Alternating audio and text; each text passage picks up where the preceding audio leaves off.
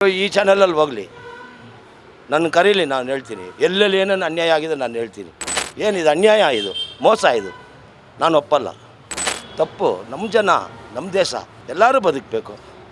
ಸರ್ಕಾರವರು ಅಂದರೆ ಈ ದೇಶ ಅವ್ರದ್ದು, ಪ್ರಜೆಗಳು ಅಂದರೆ ಈ ದೇಶದ ವಿರೋಧಿಗಳು. ಹಂಗಾಗ್ಬಿಟ್ಟಿದೆ. ಕಾನೂನು ಮಾಡಿದರೆ ಕಿತ್ತಾಕಿ ಅನ್ಬೇಕು. ಕಾನೂನು ಮಾಡಿದರೆ ಇವರು ಇಂಪ್ಲಿಮೆಂಟ್ ಮಾಡೋದು ತಪ್ಪು. ಇವ್ರ ಮೇಲೆ, ಅಧಿಕಾರಿಗಳ ಮೇಲೆ ಇವರು ಆ್ಯಕ್ಷನ್ ತೊಗೋಬೇಕು.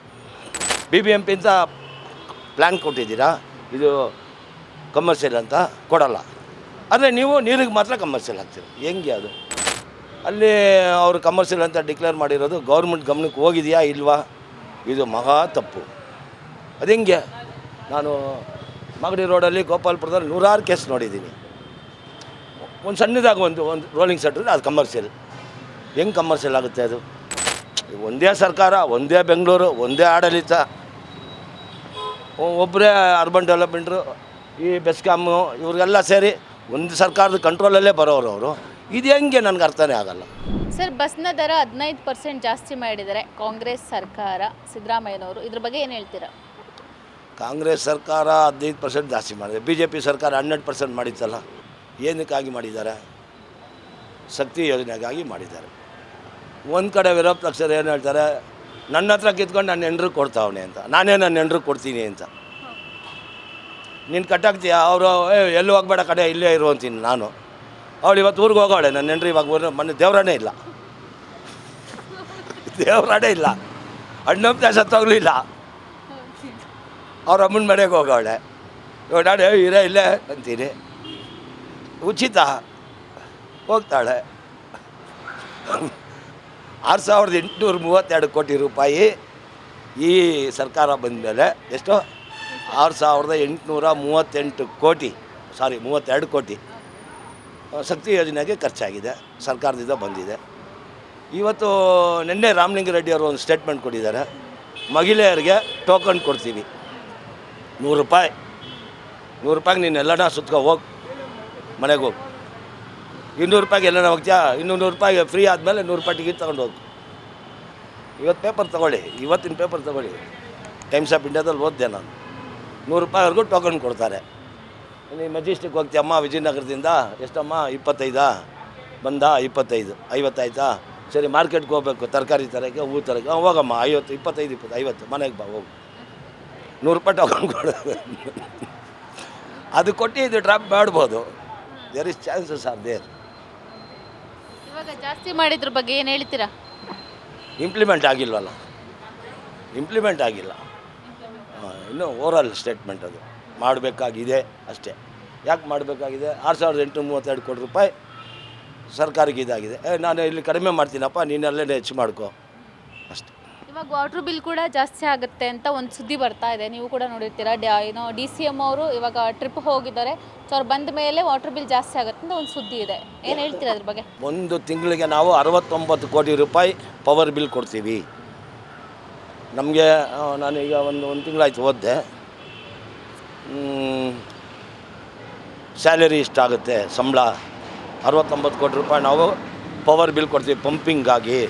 ಅಲ್ಲಿಂದ ಇಲ್ಲಿ ಸಬ್ಸ್ಟೇಷನಿಂದ ಪಂಪ್ ಮಾಡೋದು, ಸಪ್ಲೈ ಮಾಡೋದಕ್ಕೆಲ್ಲ ಖರ್ಚು ಬರುತ್ತೆ. ಮೇಜರ್ ಎಕ್ಸ್ಪೆನ್ಸ್ ಅವ್ರಿಗೆ ಪವರ್ ಕನ್ಸಂಪ್ಷನ್ದು ಬಿಲ್ ಹೋಗ್ತಾಯಿದೆ. ಆಮೇಲೆ ಮೇಂಟೆನೆನ್ಸ್ ಹೋಗುತ್ತೆ, ಡ್ರೈನೇಜ್ದು, ಮ್ಯಾನ್ವಲ್ದು, ವಾಲ್ದು ಕೀಲ ಬರುತ್ತೆ, ಅದು ಎಕ್ಸ್ಟ್ರಾ ಖರ್ಚುಗಳು ಇರ್ತವೆ. ನಾವು ಒಂದು ಮನೆ ಒಂದು 20-31 ಮನೆ ಇದ್ರೇ ಮೇಂಟೆನೆನ್ಸ್ ಬರುತ್ತೆ. ಅವರು ಇಷ್ಟು ಕೋಟಿ ಜನಕ್ಕೆ, 1 ಕೋಟಿ ಜನಕ್ಕೆ ನೀರು ಕೊಡ್ತಾಯಿದ್ದಾರೆ. 106 ಕಿಲೋಮೀಟ್ರಿಂದ ಅವರು ನೀರು ಪಂಪ್ ಮಾಡ್ತಾರೆ, ಡಿಸ್ಟ್ರಿಬ್ಯೂಟ್ ಮಾಡ್ತಾರೆ. ಸೋರ್ವಿಕೆ ಆಗಬಾರ್ದು, ಇದೆಲ್ಲ ಇದೆ. ಅದಕ್ಕೆ ಅವ್ರು ಮಾಡ್ಬೋದು. ಆದರೆ ಸ್ವಲ್ಪ ಹೆಚ್ಚು ಅನ್ನಿಸ್ತದೆ. ಒಂದು 20-30-31 ಮನೆ ಕಟ್ಟಿದ್ರೆ 1000 ಅಡಿ ಒಳಗಡೆ ಅಂತ ಇಟ್ಕೊಳ್ಳಿ. ಫ್ಲೋರಾಟ ಚಾರ್ಜ್ 1 ಲಕ್ಷ ರೂಪಾಯಿ ಮೇಲೆ ಬರ್ತಾಯಿದೆ. ನೀವು ಅಲ್ಲಿ ವ್ಯಾಪಾರ ಮಾಡ್ತಿರೋ ಇಲ್ವೋ? ಒಂದು ರೋಲಿಂಗ್ ಸೆಟ್ ಅಂತ ಹಾಕ್ಬಿಟ್ರೆ ಅದು ಕಮರ್ಷಿಯಲ್ ಅಂತ ಡಿಕ್ಲೇರ್ ಮಾಡ್ತಾರೆ. ಅದು ತಪ್ಪು. ಅಲ್ಲಿ ನೀರು ಬಳಕೆ ಇದ್ದರೆ ಮಾತ್ರ ಅದು ಕಮರ್ಷಿಯಲ್ ಅಂತ ಅವ್ರು ಡಿಕ್ಲೇರ್ ಮಾಡ್ಬೋದು. ಒಂದು ಹೋಟ್ಲು ಮತ್ತು ಇನ್ನೊಂದು ಈ ನೀರು ಯೂಸ್ ಮಾಡೋ ಅಂಥ ಒಂದು ಬಿಸ್ನೆಸ್ಗಳು ಯಾವುದನ್ನ ಇದ್ದರೆ ಅಲ್ಲಿ ರೋಲಿಂಗ್ ಸೆಟ್ರನ್ನ ಇರಲಿ, ಗೇಟನ್ನು ಇರಲಿ, ಓಪನನ್ನು ಇರಲಿ, ನೀರು ಬಳಕೆ ಆದರೆ ಮಾತ್ರ ಒಂದು ಸರ್ವಿಸ್ ಸ್ಟೇಷನ್ ಇರ್ಬೋದು, ಅಲ್ಲಿ ನೀರು ಬಳಕೆ ಆಗುತ್ತೆ.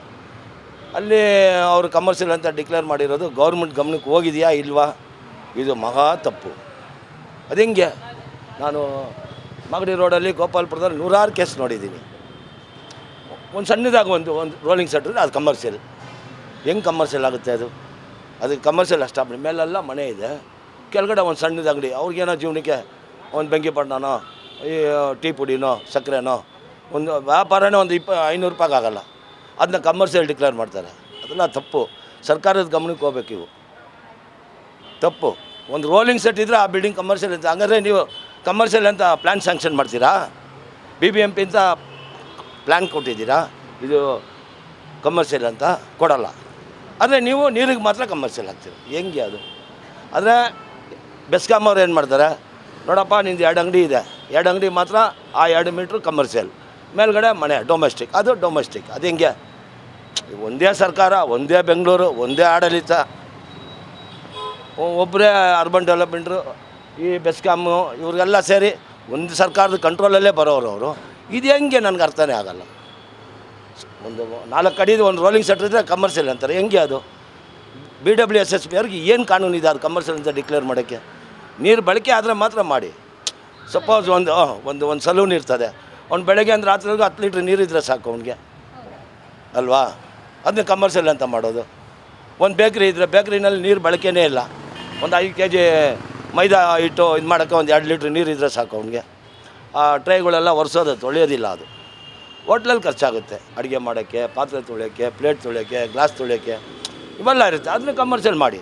ಆ ಒಂದು ಫ್ಲೋರ್ ಮಾತ್ರ ಮಾಡಿ. Entire building commercial. ಏನಿದು? ಅನ್ಯಾಯ, ಇದು ಮೋಸ, ಇದು ನಾನು ಒಪ್ಪಲ್ಲ. ಇದೆಲ್ಲ ಸರ್ಕಾರದ ಗಮನಕ್ಕೆ ಬಂದರೂ ಕೂಡ ತಲೆ ಕೆಡಿಸ್ಕೊಳ್ತಿಲ್ವಾ ಅಂತ. ಈ ಚಾನಲಲ್ಲಿ ಹೋಗಲಿ, ನನ್ನ ಕರೀಲಿ, ನಾನು ಹೇಳ್ತೀನಿ. ಎಲ್ಲೆಲ್ಲಿ ಏನೇನು ಅನ್ಯಾಯ ಆಗಿದೆ ನಾನು ಹೇಳ್ತೀನಿ. ಒಂದು ಸಣ್ಣದು ಒಂದು ರೋಲಿಂಗ್ ಸೆಟ್ ಇದ್ರೆ ಅದು ಹೆಂಗೆ ರೀ ಕಮರ್ಷಿಯಲ್ಲು?